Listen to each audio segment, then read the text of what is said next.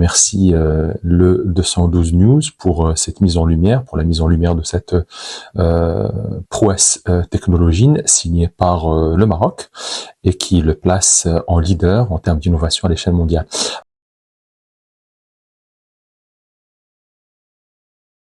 Alors pour répondre à votre première question, en fait, mon parcours universitaire a débuté par des études de médecine à la faculté de médecine de Fès. J'ai fait partie de la première promotion d'étudiants à la faculté de médecine de Fès qui a ouvert ses portes en 1999.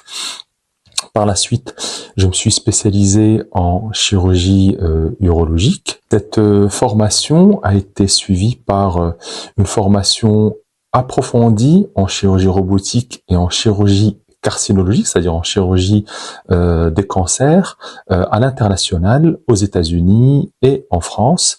Alors j'ai choisi la chirurgie parce qu'elle permet d'offrir une solution concrète pour les patients. Elle permet de transformer des situations médicales complexes en situations de guérison concrète. En gros, en médecine, rares sont les spécialités qui vous permettront d'offrir une guérison aux patients. La plupart du temps, on accompagne les patients. Je peux citer comme exemple le diabète, l'hypertension. On peut pas à un moment donné annoncer au patient qu'il est guéri de sa maladie, on fait que l'accompagner, mais même si cet accompagnement est très très important, eh bien en chirurgie, la plupart du temps, quand il y a un problème, on ouvre le patient, entre guillemets bien sûr, et puis on règle le problème de façon concrète.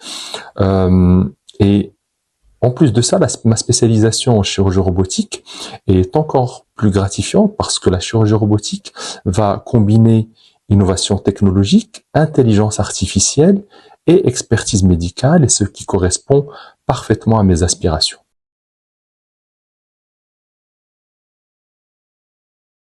Alors, la préparation de cette intervention à distance a nécessité plusieurs mois de planification avec des ingénieurs, avec des médecins, des chirurgiens et des techniciens. Alors, les défis principaux concernaient tout d'abord la stabilité du réseau qui est primordiale, le temps de latence qui doit être le plus faible possible, ainsi qu'une coordination entre deux équipes situées au niveau de deux continents différents.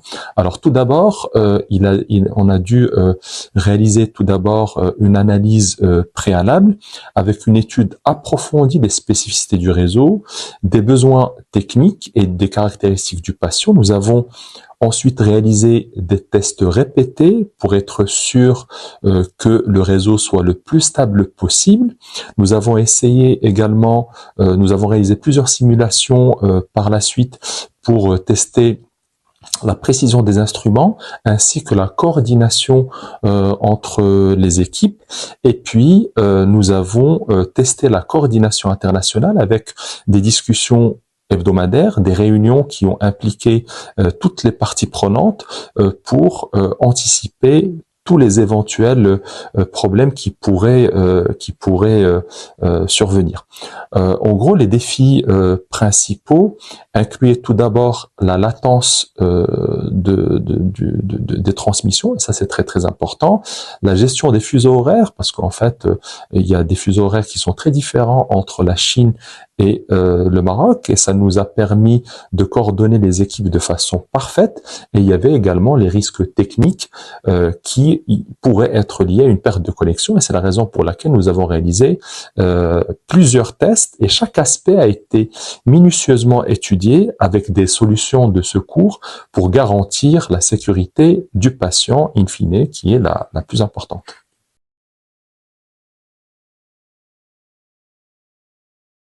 Alors, je me suis chargé personnellement de superviser la constitution des équipes qui a été constituée par des chirurgiens, des ingénieurs en chirurgie robotique ainsi que des techniciens en télécommunication. Alors, parmi les équipes, il y avait tout d'abord le chirurgien principal, chirurgien expert en chirurgie robotique, qui a été assuré par moi-même. J'étais située à Shanghai.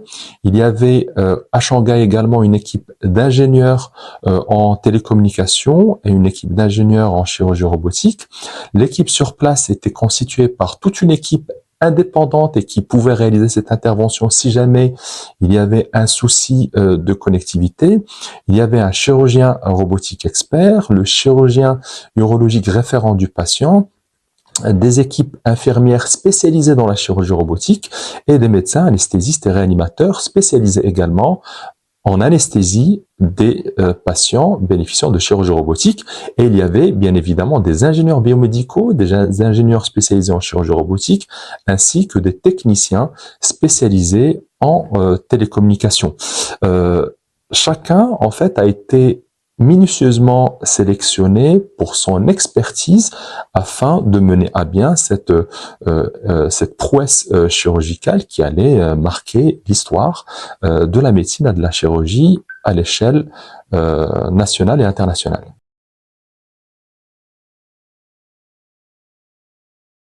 Nous avons fait le choix du robot chirurgical Tumai. C'est un robot chirurgical très sophistiqué d'origine asiatique et il a été choisi notamment pour ses capacités avancées en termes de précision et d'intelligence artificielle.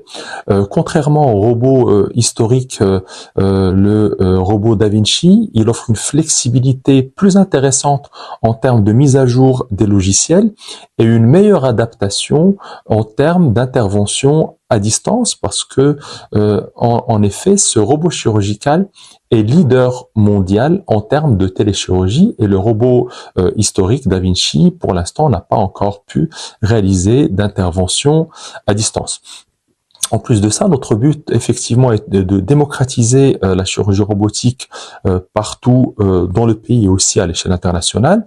Et ce robot asiatique est en fait plus abordable et moins exigeant en termes de maintenance, ce qui le rend plus accessible à des projets pilotes de chirurgie à distance notamment.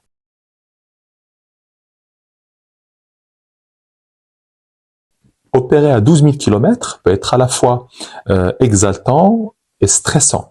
Alors une partie de moi était confiante grâce à cette préparation rigoureuse, mais il y avait aussi une certaine appréhension qui est liée aux imprévus techniques par rapport à cette intervention qui va être réalisée pour la première fois à des distances aussi importantes en transcontinental. Par contre, chaque étape réussie, elle apportait un soulagement immense et renforçait ma concentration et ma confiance.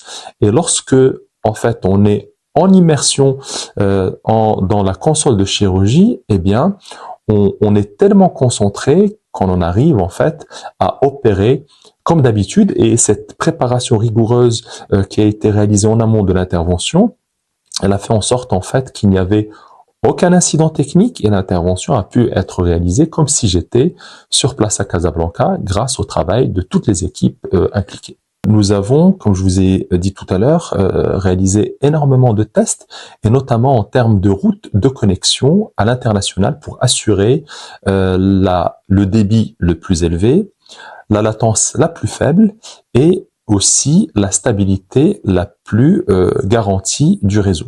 Donc nous avons collaboré avec des experts en télécommunications pour utiliser des connexions satellitaires et dont le but est de réduire la latence à des seuils imperceptibles. Des systèmes de secours, bien évidemment, comme des lignes de transmission redondantes, ont été mises en place afin de pallier à toute interruption et chaque étape de l'intervention a été minutieusement préparée avec des scénarios de gestion de crise et ce qui a garanti la continuité de cette intervention. Et comme je l'ai déjà dit, nous avons réalisé énormément de tests en dehors du vivant afin de nous assurer que la connexion soit la plus stable possible, que la latence soit la plus faible et c'est cette latence-là en fait qui permet de synchroniser les gestes du chirurgien qui se trouve à distance avec les actions du robot qui est situé à Casablanca et cette connexion ultra fiable a permis une synchronisation parfaite entre les gestes du chirurgien et les actions du robot.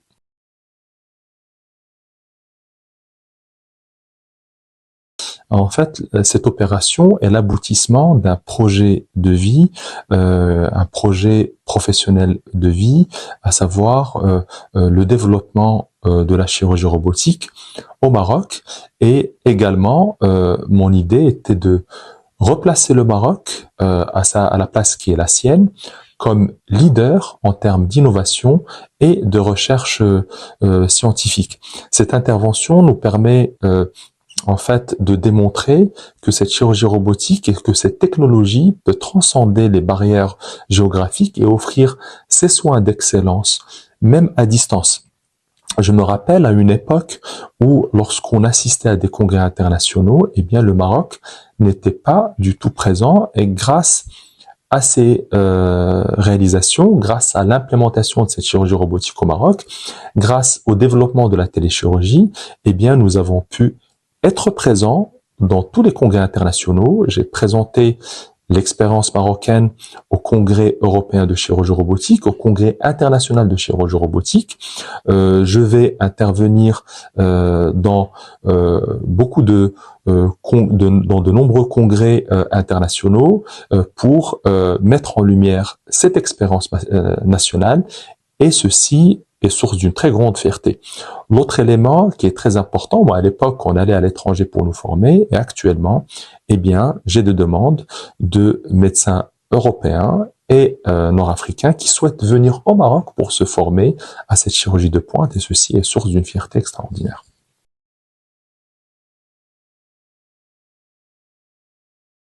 Tout d'abord, pour les moments forts, en fait, j'ai été marqué et très agréablement surpris par l'interaction ultra fluide entre les équipes locales et l'équipe à distance, montrant que malgré des milliers de kilomètres, nous étions parfaitement synchronisés. Donc les équipes étaient parfaitement synchronisées. Il y avait une synchronisation aussi parfaite entre les actions du robot et les commandes chirurgicales que je donnais à Shanghai. Et il y avait un autre moment qui était vraiment extrêmement émouvant et très très fort. C'est lorsque donc l'intervention a été réalisée le samedi, j'étais sur place à Shanghai, et puis après l'intervention, j'ai dû prendre un vol pour repartir et rentrer à Casablanca. Eh bien, l'intervention s'est tellement bien déroulée que le patient, le lendemain de l'intervention, était prêt pour sortir de la clinique, et puis il a décidé d'attendre que j'atterrisse à Casablanca et je passe à la clinique pour qu'il puisse me voir et m'exprimer toute sa gratitude, et sa gratitude vis-à-vis, bien sûr, de moi, de l'équipe d'anesthésie, de l'équipe des techniciens, etc. Et le fait de voir que un patient marocain a pu bénéficier de cette technologie et que ça s'est traduit par des résultats extraordinaires après la chirurgie, eh bien, est source d'une satisfaction extraordinaire.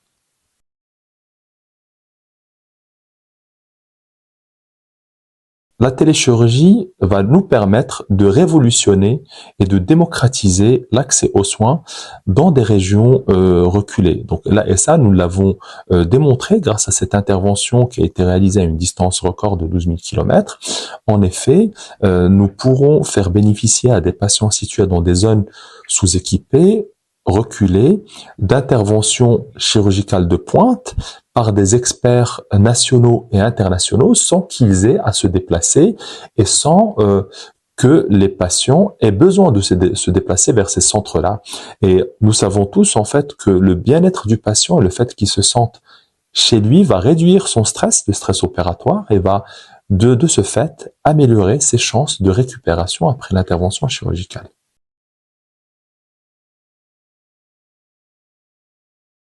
En effet, je pense que oui. Dans un avenir proche, la téléchirurgie pourrait devenir une pratique courante à condition que des prérequis soient respectés. Il faudrait tout d'abord investir dans des infrastructures robustes en termes de réseaux de télécommunications et d'équipements chirurgicaux adaptés. Il faut également former les équipes locales, et ça c'est très très important. Des équipes médicales et paramédicales locales doivent être formées de façon optimale pour qu'elles puissent collaborer avec le chirurgien à distance. Il faudrait également garantir bien sûr un accès aux technologies de télécommunication avancées, ceci est vraiment primordial.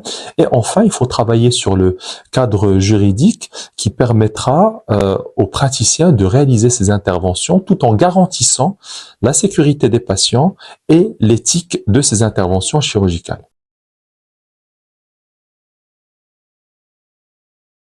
Alors déjà, le Maroc actuellement est leader mondial en termes d'innovation dans la chirurgie à distance et dans la téléchirurgie, et il a en effet un potentiel inestimable pour devenir un leader régional et international pour l'expansion de cette technologie grâce à ses talents, grâce à son positionnement géographique et à des investissements ciblés dans cette technologie médicale de pointe. Donc en effet, le Maroc, il pourrait devenir un hub régional en téléchirurgie et pourra aider au développement de la chirurgie robotique et de la chirurgie robotique de pointe, déjà dans toutes les villes du Maroc, et puis dans les autres pays amis, dans la région, en Afrique du Nord et même en Afrique. Et ceci est un projet vraiment très ambitieux et je pense que le Maroc actuellement a tous les moyens et toute la volonté pour réaliser ce projet pharaonique.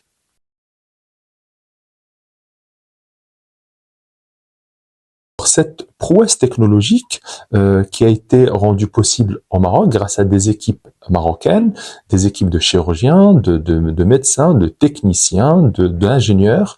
C'est un travail d'équipe et un travail qui a été réalisé en toute intelligence, avec une synchronisation parfaite de ces différentes expertises qui ont permis de réaliser ce travail et cette prouesse extraordinaire et unique à l'échelle internationale. Donc cette réussite, elle démontre que des projets innovants sont possibles au Maroc et pourraient inspirer d'autres initiatives dans divers domaines médicaux, technologiques qui ont l'intelligence artificielle, et je suis sûr que ceci va être réalisé de façon très courante dans les années à venir.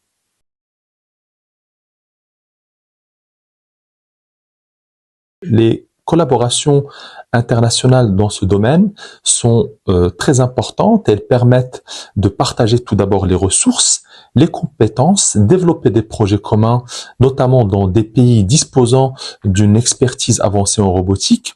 Et ça permet également, par exemple, à des patients situés dans des zones reculées, de bénéficier d'expertise de médecins qui sont situés dans d'autres villes, d'autres pays et même d'autres continents, et c'est ce que nous avons réussi à démontrer grâce à cette prouesse technologique et médicale.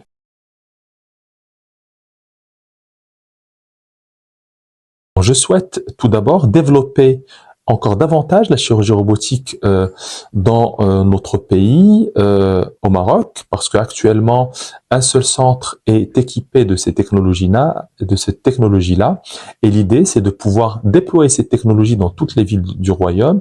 Mon projet également consiste en la possibilité d'étendre cette technologie vers d'autres spécialités. Ça a déjà commencé depuis quelques mois déjà pour la chirurgie digestive et gynécologique, et on va très prochainement lancer également la chirurgie robotique en termes de chirurgie thoracique. Et un autre projet qui me tient vraiment à cœur est la formation des jeunes chirurgiens à la chirurgie robotique au Maroc et à l'international, à la lumière de ce que je fais déjà à Nice depuis quelques années déjà.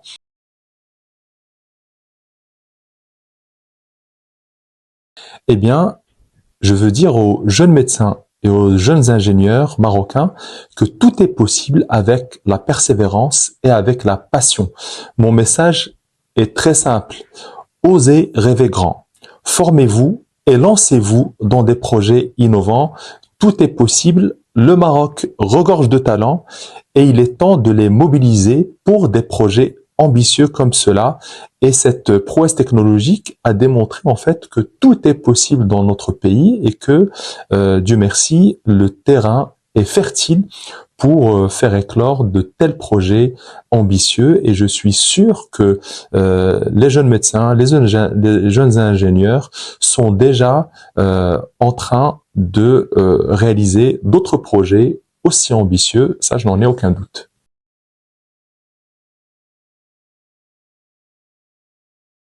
L'expérience internationale est très très importante à mon avis dans la formation des médecins, qui soient marocains ou même étrangers, européens, américains, etc. Parce que d'une part, et ça a été particulièrement vrai concernant mon expérience professionnelle, elle m'a permis d'acquérir des compétences techniques qui n'étaient pas disponibles à l'époque au Maroc, et c'est ce qui m'a permis d'acquérir une expertise en chirurgie robot assistée. Et le fait de travailler dans des environnements multiculturels, en fait, ça m'a permis d'enrichir ma pratique au Maroc. Travailler à l'étranger aussi nous permet d'avoir une vision globale de la médecine, des points de vue différents, et ça nous permet de prendre de la hauteur par rapport aux soins, et par rapport aussi à la réalisation de projets qui soient médicaux, qui soient de recherche.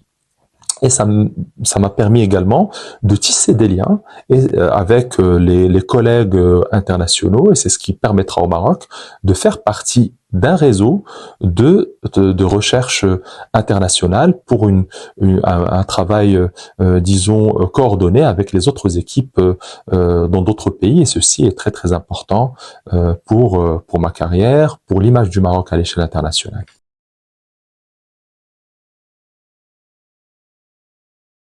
J'encourage les investisseurs marocains à croire en la recherche et en l'innovation dans le domaine médical, et je pense que ces investisseurs n'ont plus le choix que d'investir dans ces innovations, parce que il est très très important de pouvoir proposer une médecine d'excellence, une médecine de qualité à nos concitoyens.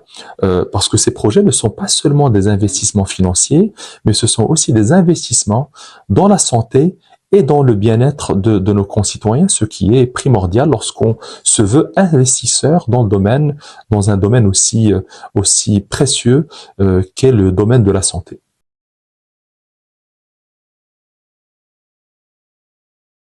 Le coût de ces technologies-là représente un défi très très important, un défi initial très très important. Alors c'est vrai que le coût initial d'investissement reste élevé, notamment en termes d'infrastructures et du matériel. Toutefois, à long terme, le coût pourrait être réduit, que ce soit pour les patients ou pour les organismes d'assurance, et même pour le système de santé en général. Puisque on sait tous que la chirurgie robotique, elle permet en effet aux patients de récupérer très rapidement, de sortir de l'hôpital très rapidement. Ils ont moins de douleurs, moins de saignements, et in fine, moins de complications post-opératoires, et ce qui se traduit par moins de consommation de soins à la longue, moins de réhospitalisation, moins de réintervention, et ceci va se traduire par des dépenses de soins qui sont moins importants à la longue. Et c'est la raison pour laquelle j'encourage les organismes d'assurance ainsi que les responsables du système de santé marocain à vraiment croire en ces technologies-là et à investir pour un retour sur investissement, que ça soit financier et sanitaire, pour des concitoyens qui seront en meilleure santé. Alors, une étude a été réalisée au Canada qui a comparé uniquement les coûts entre la même opération réalisée soit par chirurgie classique ou par chirurgie robotique. Il a été démontré qu'à la longue, les patients avaient besoin de moins de soins, il y avait moins de complications, et que à moyen terme, au bout de 3 mois, eh bien, la chirurgie robot assistée était moins coûteuse que la chirurgie classique, et ceci est une excellente nouvelle.